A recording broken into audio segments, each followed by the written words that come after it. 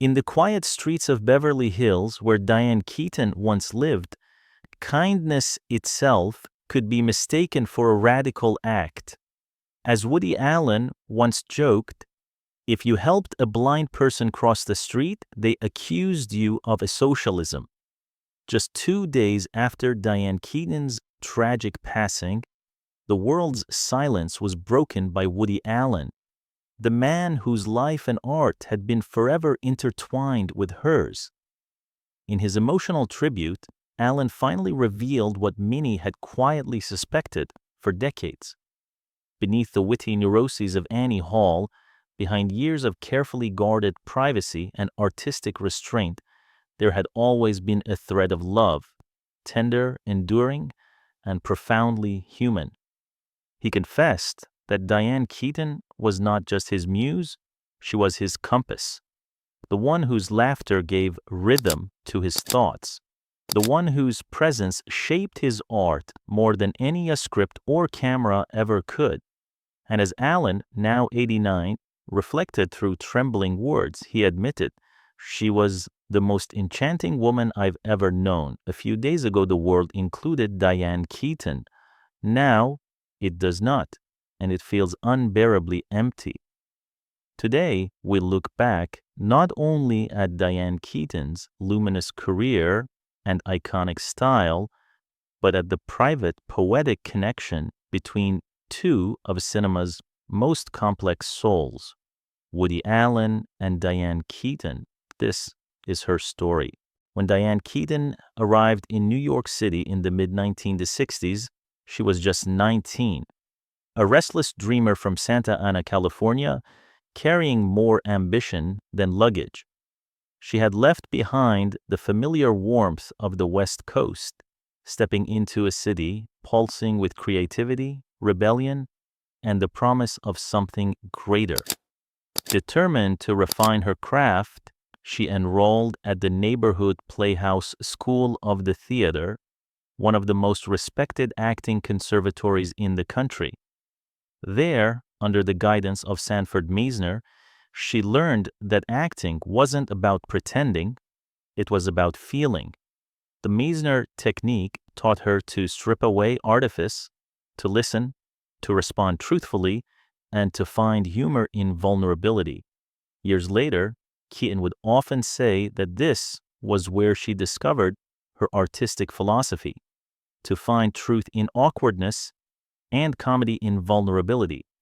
New York, during that era, was a living canvas. Off-Broadway theaters thrived, the counterculture was rewriting art itself, and Diane was right in the center of it, waiting tables by day, chasing auditions by night. Her breakthrough came with Hair, the revolutionary rock musical of 1968 that captured the turbulence of its time, war protests, free love, and racial inclusion. But true to her nature, Keaton made a bold choice that would define her for life. When the director asked the cast to appear nude in the climactic scene, she refused. She was the only one who did. That decision didn't end her career, it shaped it. It became a declaration of independence, to be part of the moment without surrendering to it. Reflecting on that choice decades later, she laughed. "I didn't mind being different. I think I rather liked it." By 1969, Diane Keaton had already earned a reputation as one of New York's most promising young actresses.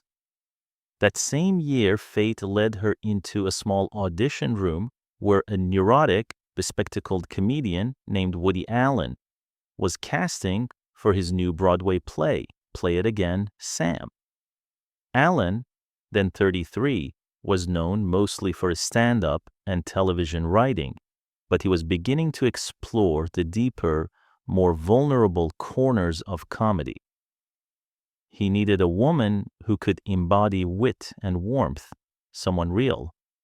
When Keaton, then 23, walked into the room, something electric happened.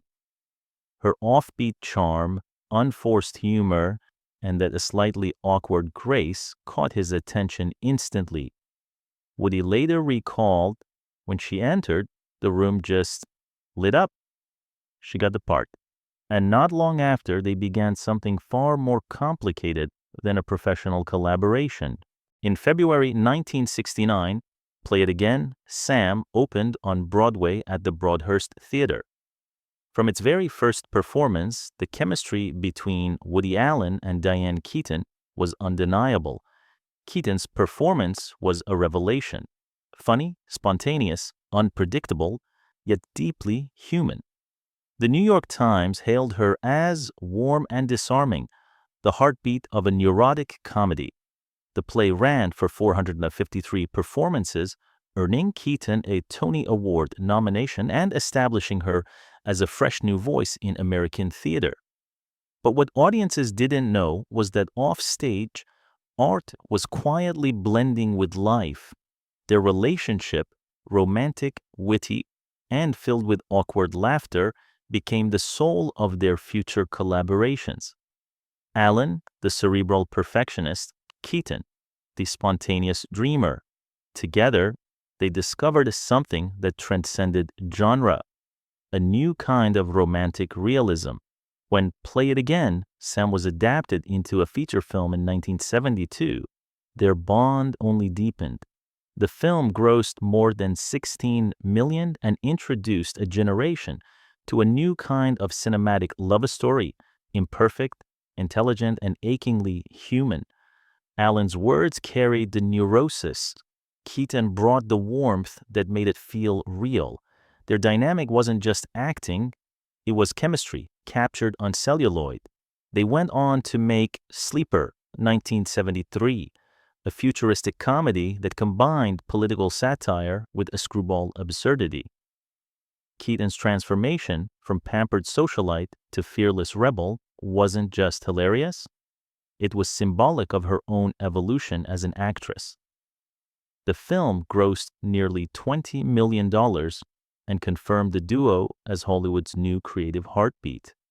2 years later, they returned with Love and Death, 1975, a parody of Russian philosophy set against the backdrop of Napoleon's wars. Keaton's performance was once again magnetic, witty, intelligent, and brimming with comedic precision.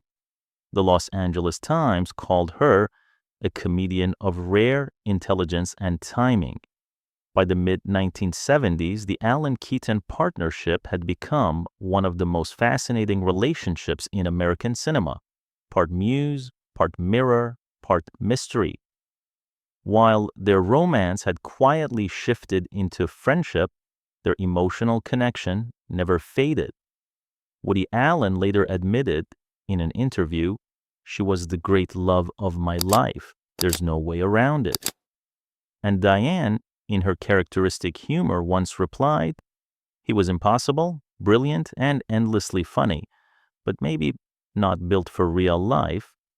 Together, they shaped a new language of intimacy on screen, one defined not by passion alone, but by trust, respect, and emotional truth. But the world would not fully understand the depth of that connection until 1977, when a small, unassuming film titled Annie Hall would rewrite everything. When Annie Hall premiered in April 1977, it was more than a movie. It was a mirror held up to love itself. It wasn't loud or glamorous, it was quiet, reflective, and painfully real. Through Annie Hall, Woody Allen and Diane Keaton captured what it truly meant to love someone who both completes and confuses you. The film began as a sprawling, surrealist comedy titled anhedonia, a term for the inability to feel pleasure.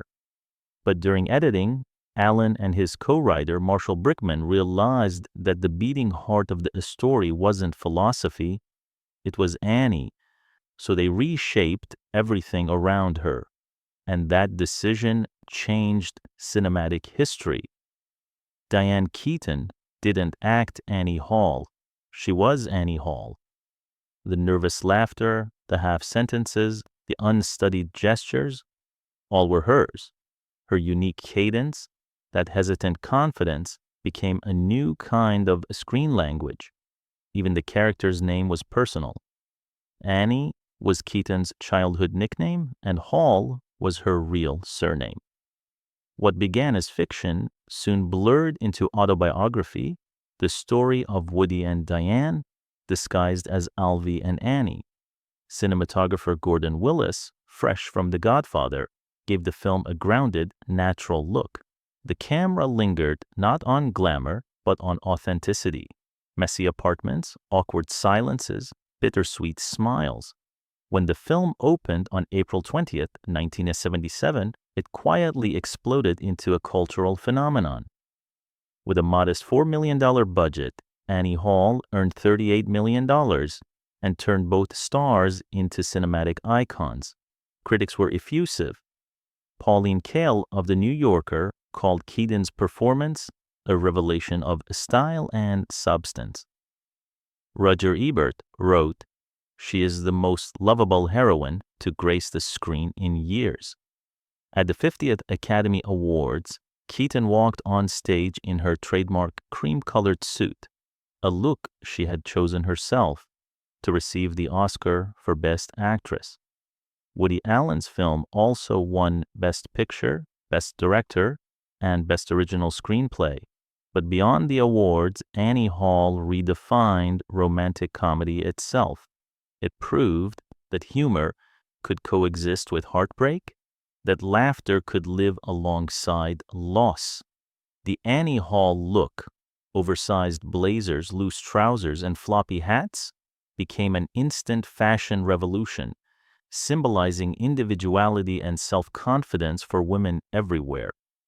In interviews years later, Keaton admitted she never expected the film to succeed. "I thought nobody would watch it. I was wrong, wonderfully wrong." For Woody Allen, Annie Hall was both an artistic and emotional turning point. And for Diane Keaton, it was immortality. The world saw her not just as a performer, but as a presence, one that could make neurosis beautiful, vulnerability as strong, and awkwardness utterly captivating. But while Annie Hall marked the peak of her partnership with Woody Allen, it was also the beginning of her own remarkable transformation, from muse to master of her craft. After Annie Hall, Diane Keaton stood at the summit of Hollywood.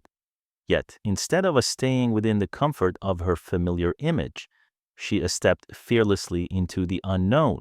Her next film, Looking for Mr. Goodbar, 1977, arrived only months after her Oscar win, and it shocked audiences.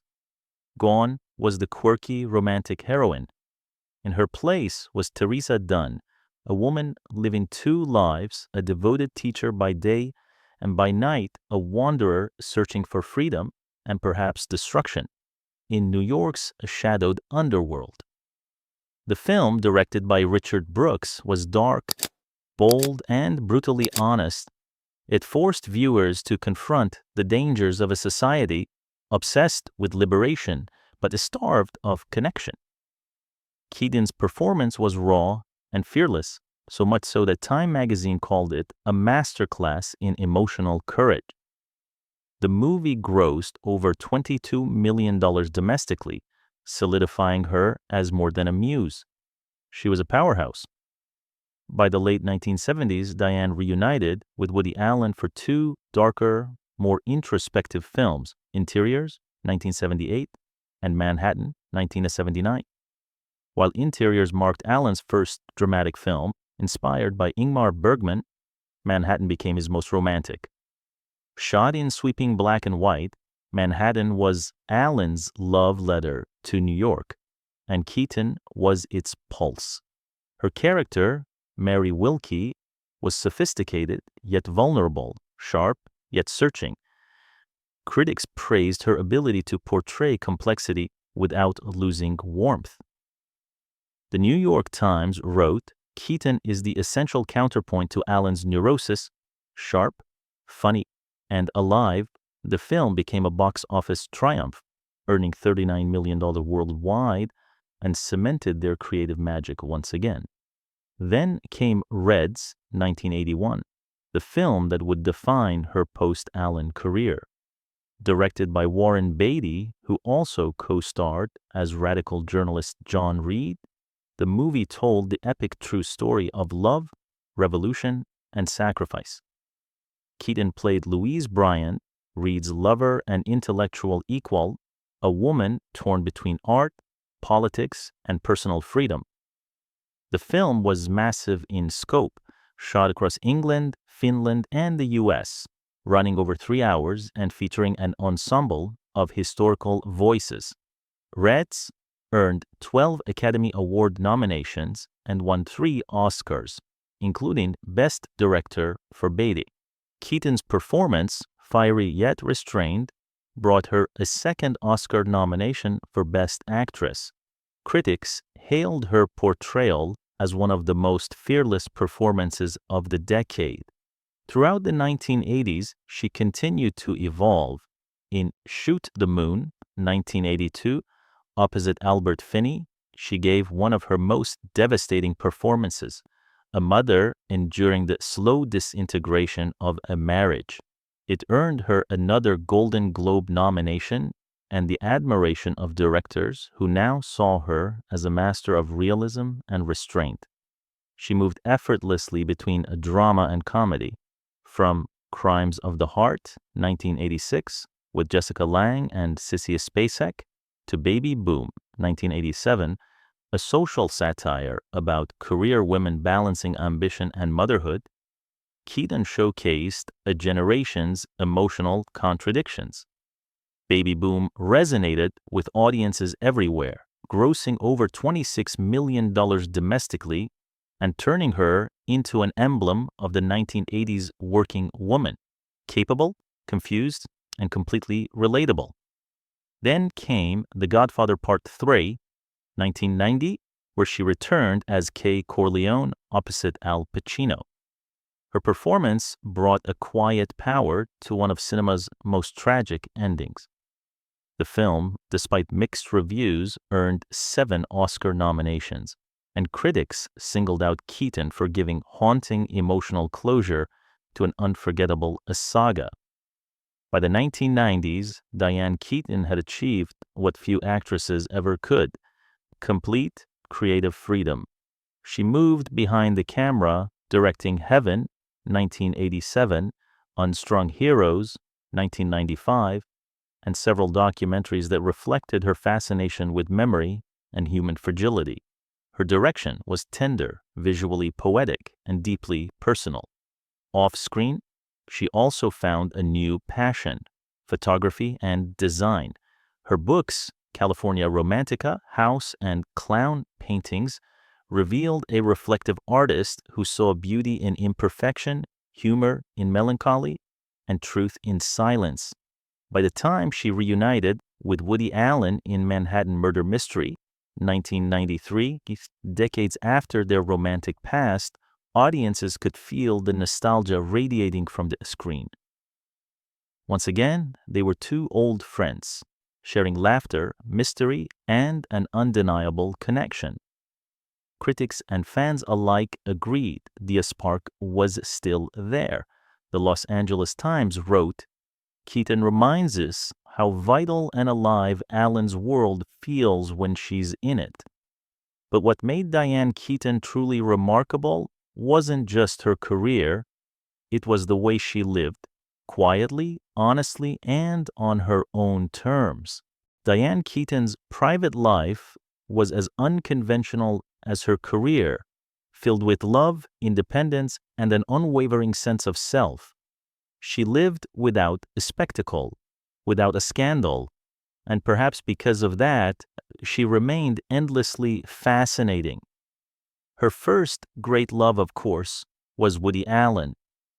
They met during Play It Again, Sam, and fell into an affection that was both playful and profound.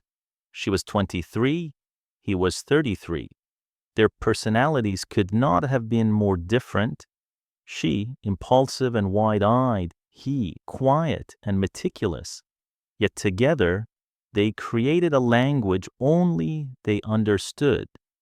When their romantic relationship quietly ended, there was no bitterness, only affection. Allen later confessed, "I never really understood why we broke up. Maybe only God and Freud could explain it." Keaton herself wrote in her memoir, "Then again, he was Woody, brilliant, self-contained, impossible not to adore. But neither of us was built for a normal life." Even after love faded, their friendship endured for half a century. Woody continued to seek her opinion on scripts. She continued to defend his genius while maintaining her moral independence. When the Allen Farrow scandal erupted in the 1990s, Keaton chose silence, not from fear, but from principle. She refused to speak on what she hadn't witnessed. In 2014, when she accepted the Golden Globe Lifetime Achievement Award on Allen's behalf, her speech was warm and witty, a reminder that forgiveness can coexist with truth. Her second great love came in the early 1980s with Warren Beatty during the making of Reds. Beatty, brilliant, obsessive, demanding, met his match in Keaton, whose fearless humor balanced his intensity. Crew members recalled heated creative debates that would dissolve into laughter minutes later. Beatty once told Vanity Fair she never let me bulldoze her. That made her performance and our relationship electric. Though their romance ended before the film's release, the respect remained eternal.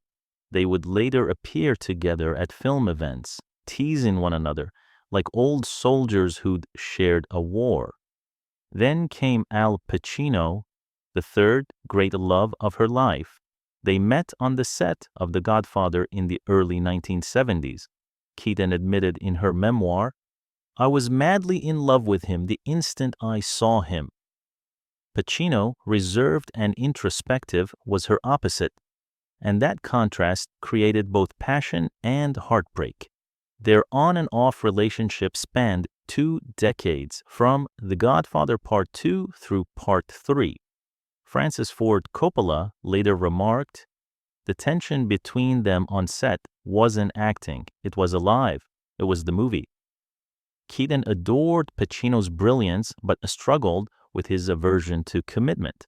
In a 2017 People interview, she called him the love of my life. At one point, she even gave him an ultimatum to marry her. His response? He disappeared. Years later, Pacino smiled when asked about her and said simply, "Diane, she's the one who got away." Despite deep love affairs with 3 of Hollywood's most iconic men, Diane Keaton never married. "I wanted to be in love," she told the New York Times, "but I didn't want to give up who I was." Instead, she built her own family. In 1996, at age 50, she adopted a daughter, Dexter. 5 years later, she welcomed a son, Duke. Motherhood, she said, terrified her and transformed her. "It's exhausting, chaotic, and the greatest joy of my life." She guarded her children's privacy fiercely, raising them away from Hollywood's glare. By her 60s, Keaton had become a symbol of aging with grace and defiance. In 2014, she became a global ambassador for L'Oréal Paris, declaring in the campaign, "Beauty changes, and you must change with it." Even as she entered her 70s, she remained vibrant on the screen. From Something's Gotta Give, 2003, which earned her another Oscar nomination, to Book Club, 2018, and its 2023 sequel, where she celebrated love and laughter in later life. She was open about her flaws, too. She spoke candidly of her battle with bulimia in her 20s, calling her recovery the real beginning of self-acceptance. And then again, she wrote movingly about her mother's dementia, a painful experience that taught her to cherish memory itself. And then came the final chapter. On October 11th, 2025, Diane Keaton passed away in California from bacterial pneumonia at the age of 79. Her family said she died peacefully, with humor still on her lips. 2 days later, Woody Allen, now 89, broke his silence in a heartfelt essay. He called her the most enchanting woman I've ever known. His final words echoed the grief of millions. A few days ago, the world was a place that included Diane Keaton. Now it's a world that does not, and it feels dreary. Major outlets, the New York Times, People, The Guardian, reprinted his tribute, but none could capture what the two had truly shared. A love born not of romance, but of creation. Through it all, Diane Keaton remained exactly who she was, unapologetic, graceful, endlessly curious, and impossibly alive.